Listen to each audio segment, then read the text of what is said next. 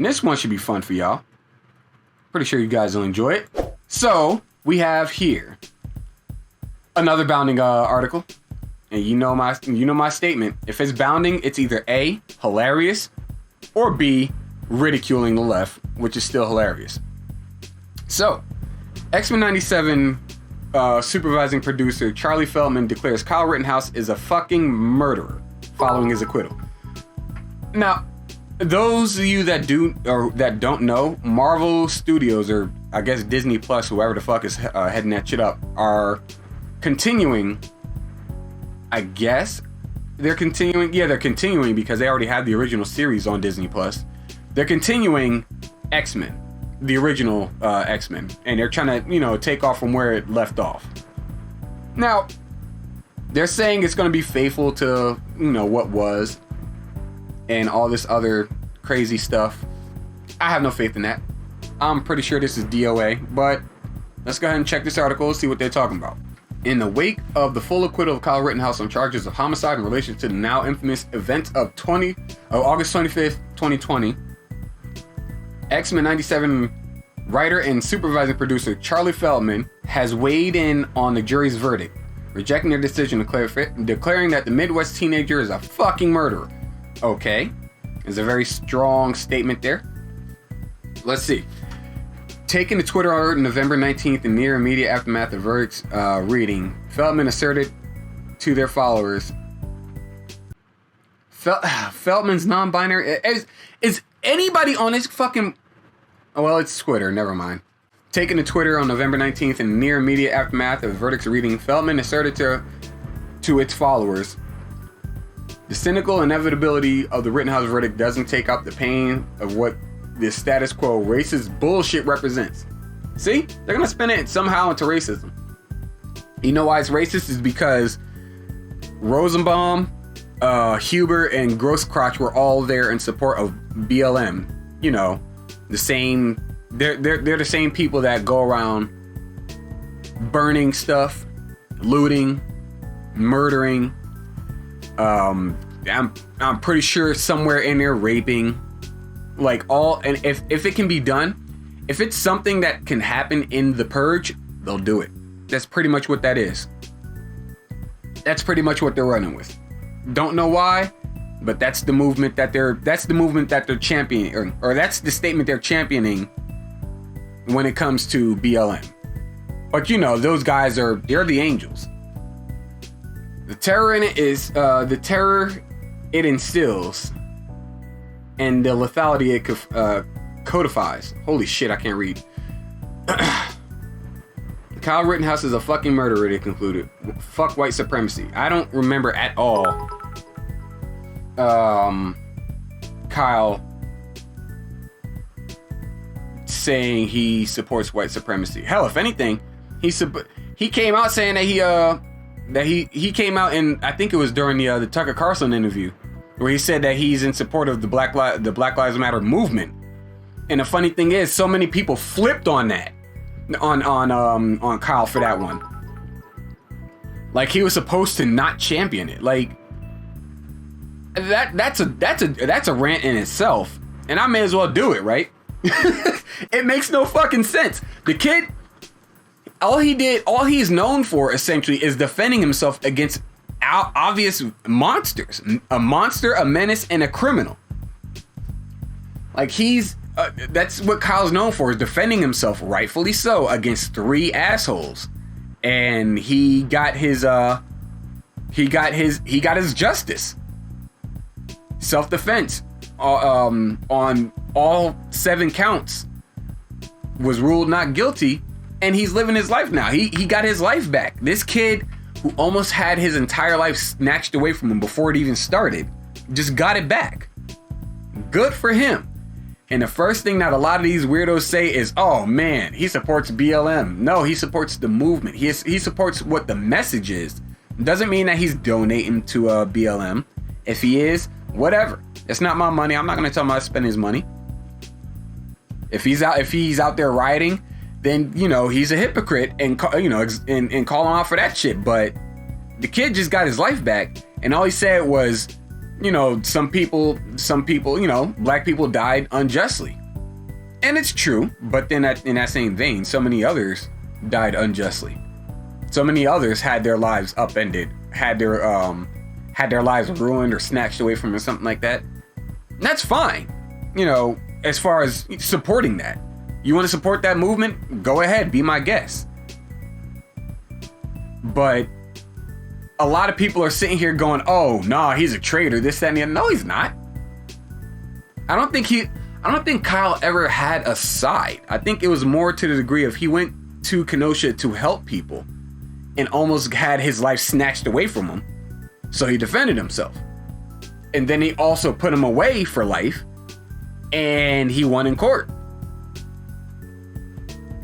That's about as far as his support goes in that situation. It's neither right nor left. It's the right thing. He went there to help people. That's it. So to sit here and go, oh, well, he supports BLM, therefore he's left or some other stupid shit like that. I don't fucking know. These people are weird. It's fucking stupid. It couldn't be me. Now, me personally, I'm not a supporter of BLM. I am a supporter of defunding of the government. I'm a supporter of decentralization. I'm a supporter of delegitimizing the government, just getting them the fuck out of the way and letting people live their lives as individuals. That's where I sit. I sit in the camp of self-defense. That's why I was so glued to this to the Rittenhouse situation. Now that it's over, I have no more ties to it. The kid's life is his life. My hands are no longer in this cookie jar. Don't care. But yeah, people are fucking weird. Anyway, getting back to this article with Charlie Feldman. Though her attempt to paint the legality of self-defense in the U.S. as an element of white supremacy is outright absurd, it is. Especially given how self-defense laws allowed for Andrew Coffey IV, a black man, to be acquitted of similar charges the same day. Don't worry, that one wasn't talked on because, you know, you can't exactly spin you can't exactly spin a black man who got acquitted for self-defense into a white supremacist situation. You can't do it. So that just gets overlooked. So Don Lemon, that piece of shit. Anderson Cooper, that piece of shit. What's the other guy's name? Brian Seltzerwater, that piece of shit. Everybody over at CNN, all of the corporate press and mainstream media lines that have obvious access to this shit, just like some no-name motherfucker like me. All these people who have so many more connections than I do, who just let the shit go unheard of, fuck those guys. They're the ones that are keeping this shit out of the fucking out of the media. They're the ones that are sitting here basically profiting off of the backs of people who deserve to have that level of justice, such as a Kyle Rittenhouse, such as an Andrew Coffey, but in opposite ways, where Kyle would get his they'll profit off of Kyle by saying white supremacy and then profit off of Andrew Coffey by not telling his story and saying white supremacy still. These people are twisted. They're beyond twisted. Fuck them. It comes as no surprise given to their own social media history, which reveals a genuine belief in popular critical social justice narratives, as I've said. For example, on June 25th of this year, Feldman tweeted, "If you're blissfully unaware, white rage is trending because folks are trying to keep critical race theory from being taught. Critical race theory is one of the most evil things I've ever had the pleasure of knowing, of being cursed with knowing about. A totally normal and chill desire." They then disingenuously dismiss actual criticisms of CRT, such as concerns over the reinforcement of such concepts as race essentialism and race belief self-loathing. No rage there, just daisies and white supremacy. Yeah, this broad is wrong as hell. There's more tweets. Oh, okay, well. Alright, fine. However, their most egregious take on the subject of violence and white supremacy came on December 14th. Jesus Christ, 2012? I ain't gonna do that much digging, but alright, let's see. When they described how their own paranoia had led them to come to a point where every time I pass a 20-something lone white male, I feel the need to ask them to please not shoot people, just in case. Yeah, that's not a good look, Charlie. It's not a good look, Chuck. As of writing, Feldman has since made its Twitter account private. What do you make of Feldman's privilege about? I say Charlie Feldman is retarded. Charlie Feldman is very retarded, just like Pedro Pascal, just like the guy that played the Hulk. Like, they're retarded. They're champagne socialists. They're limousine liberals.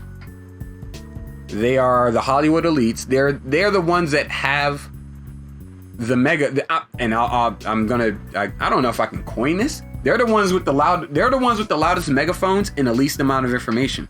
Long story short, these people are misinformed, and they will tell you whatever story they want you to know. They won't tell you the truth. They'll tell you the story they want you to know and hope that, that's what sticks, because they have the loudest megaphone and the least amount of information. So once those individuals, like the comic shop workers and distributors and whatnot, the everyday guy, once they get the actual breadth of information, what's happening, once they actually get the evidence and the information and stuff like that in front of them, they go, oh wow, so this wasn't true. Yeah, then at that point you go, hey, the game has been rigged from the fucking start. The game has been rigged from the start. Like Benny says in the opening for Fallout New Vegas, the game is rigged from the start. But it makes no sense to me that you have the ability to make good stuff. It's not like you're given, like you look at X-Men, one of the most beloved cartoon series of the 90s in Western, in the West, I guess you can say, in America. You have the ability to continue and make good stuff, but because of who's in charge, people have to move with trepidation. People have to wait until some information get out. Look at what Kevin Smith is doing with He-Man. He was a He-Man fan, and then he really wasn't a He-Man fan, but he really was a He-Man fan. But then you look at Masters of the Universe, completely screws He-Man and Adam over. Basically, lofts the women, whose names I forgot for the most part. The only one I remember right now off the top of my head is She-Ra, Evelyn, and Andra, I guess. And now you put out part 2 or season 2 or whatever, and people are saying, like, early reviews just like, yeah, nah, this is worse than season 1. Jesus Christ, Kevin, what is wrong with you? That's the problem, is that, like, you have the ability to make good stuff, you choose not to. And you have nobody else in this situation to blame but yourself, because we didn't strong arm you to make bad stuff.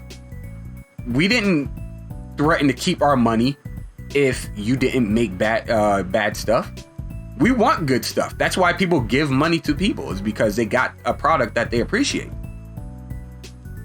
That's why people get the resources they need to continue to make good stuff, is because they're supported in a way, right? Like you guys watching this podcast. I mean, there's the obvious joke and stuff like that. I have yet to have an actual detractor pull up and say some bullshit. Whatever. I'm going to put out stuff that you guys want to watch, things that you guys want to read, things that you guys want to see or, enjoy and entertain yourselves with, because you guys are the guys, you guys and girls and individuals in between, whichever, doesn't bother me. I don't care. You individuals are the ones that I appreciate the most. That's why I keep doing this. It's not because, oh, well, I have my own perspective and therefore I am correct. It's because you guys like the perspective. You guys listen to it, and you take bits and pieces of it, or the entirety of it, and you go, hey, well, I agree with you on this, or I disagree with you on this. And it's all love at the end. But it's still support. It's still support, and that's what I appreciate. Unlike these other weirdos out here.